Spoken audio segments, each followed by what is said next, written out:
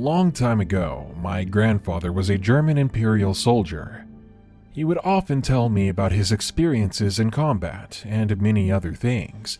He grew up in a small town out in the country, where he would often hear people's encounters with the craziest things. He never did believe the locals, though. He never believed in the creatures they talked about, until he had his own encounter with what he believed was a lycanthrope. It was 1916, and it was a cool, quiet autumn night. My grandfather was out on patrol.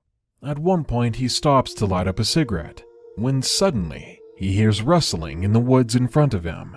He looks up and readies his rifle, and he waits.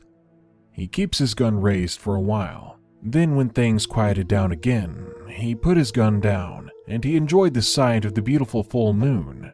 He suddenly jumped when he heard the scream of a man. He again pulled up his rifle, and then climbed out of the trench.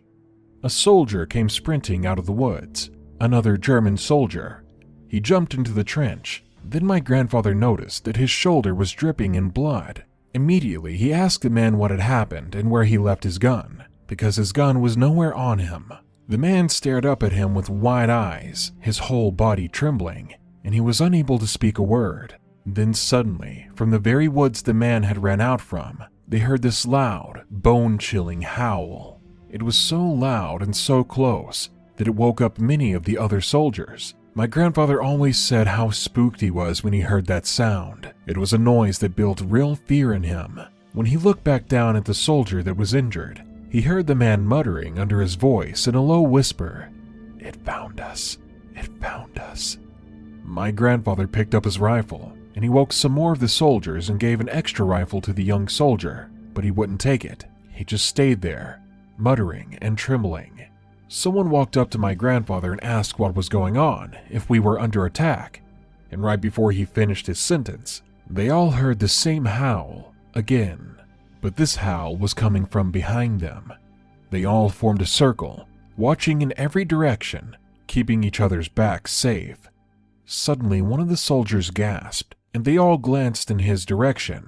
There in the distance, they could just barely make out a hulking figure. It was standing in between the trees, with eyes that glowed yellow in the moonlight, and as one of them got a flashlight and shone it in the direction of the creature, whatever it was booked it back into the woods.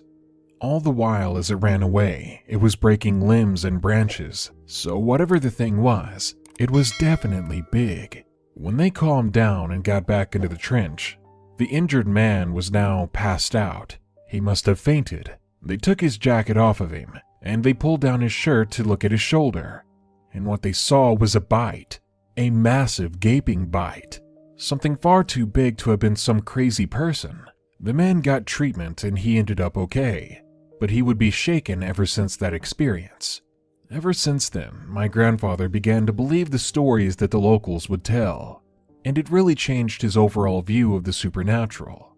Ever since I could remember it, my grandfather was very passionate about the unexplained and unknown. He was a man that constantly searched for other soldiers' weird stories.